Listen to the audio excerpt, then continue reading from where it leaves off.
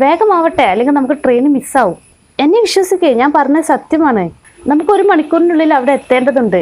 നിന്റെ പണം ഞാൻ തിരിച്ചു തരും. നീ വീണ്ടും ശ്രമിക്കുകയാണെങ്കിൽ നിനക്ക് വിജയിക്കാൻ കഴിയും. ഇതൊക്കെ എങ്ങനെ ഇംഗ്ലീഷിൽ പറയാം?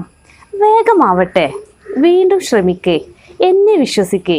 ഇങ്ങനെയുള്ള ചെറിയ സെൻറ്റൻസുകളുടെ ഇംഗ്ലീഷ് പഠിച്ചു വെച്ചാലേ അവ നമുക്ക് നമ്മുടെ സംഭാഷണത്തിൽ എളുപ്പത്തിൽ ഉപയോഗിക്കാൻ കഴിയും. ഇങ്ങനെയുള്ള ചെറിയ സെൻറ്റൻസുകളും അവ ഉപയോഗിക്കുന്ന സന്ദർഭങ്ങളുമാണ് ഇന്നത്തെ വീഡിയോയിൽ നമ്മൾ പഠിക്കുന്നത്. ഇങ്ങനെയുള്ള ചെറിയ സെൻറ്റൻസുകൾ പഠിക്കുന്ന വീഡിയോകൾ ഇതിനു മുമ്പ് നമ്മൾ ചെയ്തിട്ടുണ്ട്. ഷോർട്ട് ഇംഗ്ലീഷ് സെൻറ്റൻസസ് എന്ന പേരിൽ ഒരു പ്ലേലിസ്റ്റ് നമ്മുടെ ചാനലിലുണ്ട്. ഇതുപോലെയുള്ള വീഡിയോകളെല്ലാം നിങ്ങൾക്ക് അവിടെ കിട്ടും. ആ പ്ലേലിസ്റ്റിൻ്റെ ലിങ്ക് ഞാൻ ഡിസ്ക്രിപ്ഷൻ ബോക്സിൽ കൊടുക്കുന്നുണ്ട്. അപ്പോൾ ഇന്നത്തെ ക്ലാസ് തുടങ്ങാം. Welcome to Henna's English. വേഗമാവട്ടെ എന്നെങ്ങനെ ഇംഗ്ലീഷിൽ പറയാം? Hurry up. എങ്ങനെയാണ്? ഹറി അപ്പ്, വേഗമാവട്ടെ. ഇനി ഇത് ഉപയോഗിക്കുന്ന ഒരു സന്ദർഭം നോക്കാം. വേഗമാവട്ടെ, അല്ലെങ്കിൽ നമുക്ക് ട്രെയിൻ മിസ്സാവും. എങ്ങനെ പറയാം? Hurry up or we will miss the train. വേഗമാവട്ടെ, അല്ലെങ്കിൽ നമുക്ക് ട്രെയിൻ മിസ്സാവും. വി വിൽ മിസ് എന്ന് പറഞ്ഞാൽ നമുക്ക് മിസ്സാവും. ദ ട്രെയിന് വേഗമാവട്ടെ, അല്ലെങ്കിൽ നമുക്ക് ട്രെയിൻ മിസ്സാവും. ഓർ എന്ന വാക്കിന് അല്ലെങ്കിൽ എന്നാണ് അർത്ഥം. വേഗമാവട്ടെ, നമുക്ക് 1 മണിക്കൂറിനുള്ളിൽ അവിടെ എത്തേണ്ടതുണ്ട്. എങ്ങനെ ഇംഗ്ലീഷിൽ പറയാം? Hurry up, we have to get there in 1 hour. വേഗമാവട്ടെ, നമുക്ക് 1 മണിക്കൂറിനുള്ളിൽ അവിടെ എത്തേണ്ടതുണ്ട്. ഇവിടെ ഗെറ്റ് എന്ന വാക്കിന് എത്തുക എന്നാണ് അർത്ഥം. We have to get there എന്ന് പറഞ്ഞാൽ നമുക്ക് അവിടെ എത്തേണ്ടതുണ്ട്. ഇൻ 1 hour, 1 മണിക്കൂറിനുള്ളിൽ. ഇനി എന്നെ വിശ്വസിക്ക്. എങ്ങനെ ഇംഗ്ലീഷിൽ പറയാം? Believe me. ബിലീവ് മീ, എന്നെ വിശ്വസിക്ക്. ഇനി ഇത് ഉപയോഗിക്കുന്ന ഒരു സന്ദർഭം നോക്കൂ. Believe me, I am telling the truth. എന്നെ വിശ്വസിക്ക്, ഞാൻ പറയുന്നത് സത്യമാണ്. ടെൽ എന്ന് പറഞ്ഞാൽ പറയുക, ട്രൂത്ത് എന്ന് പറഞ്ഞാൽ സത്യം. എന്നെ വിശ്വസിക്ക്, ഞാൻ പറയുന്നത് സത്യമാണ്.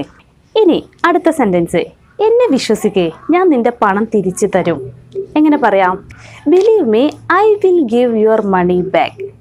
എന്നെ വിശ്വസിക്ക്, നിന്റെ പണം ഞാൻ തിരിച്ചു തരും. ഐ വിൽ ഗിവ് എന്ന് പറഞ്ഞാൽ ഞാൻ തിരിച്ചു തരും. യുവർ മണി, നിന്റെ പണം. ബാക്ക് എന്ന് പറഞ്ഞാൽ തിരിച്ച്. എന്നെ വിശ്വസിക്ക്, നിന്റെ പണം ഞാൻ തിരിച്ചു തരും. ഇനി അടുത്തത്, വീണ്ടും ശ്രമിക്ക്. എങ്ങനെ പറയാം? Try again. ട്രൈ എഗെയിൻ, വീണ്ടും ശ്രമിക്ക്. ട്രൈ എന്ന് പറഞ്ഞാൽ ശ്രമിക്കുക. എഗെയിൻ എന്ന് പറഞ്ഞാൽ വീണ്ടും. ട്രൈ എഗെയിൻ, വീണ്ടും ശ്രമിക്ക്. ഇനി ഇത് ഉപയോഗിക്കുന്ന ഒരു സന്ദർഭം നോക്കൂ. വീണ്ടും ശ്രമിക്ക്, നിനക്കത് ചെയ്യാൻ കഴിയും. എങ്ങനെ പറയാം? Try again, you can do that. Try again, you can do that. വീണ്ടും ശ്രമിക്ക്, നിനക്കത് ചെയ്യാൻ കഴിയും. ഡു എന്ന് പറഞ്ഞാൽ ചെയ്യുക. യു ക്യാൻ ഡു എന്ന് പറഞ്ഞാൽ നിനക്ക് ചെയ്യാൻ കഴിയും. ദാറ്റ്, അത്. അപ്പോൾ വീണ്ടും ശ്രമിക്ക്, നിനക്കത് ചെയ്യാൻ കഴിയും. ഇനി അടുത്തത്, നീ വീണ്ടും ശ്രമിക്കുകയാണെങ്കിൽ നിനക്ക് വിജയിക്കാൻ കഴിയും. എങ്ങനെ പറയാം? If you try again you can be successful.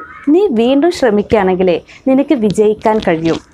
If you try again എന്ന് പറഞ്ഞാൽ നീ വീണ്ടും ശ്രമിക്കുകയാണെങ്കിൽ യു ക്യാൻ ബി സക്സസ്ഫുൾ, നിനക്ക് വിജയിക്കാൻ കഴിയും.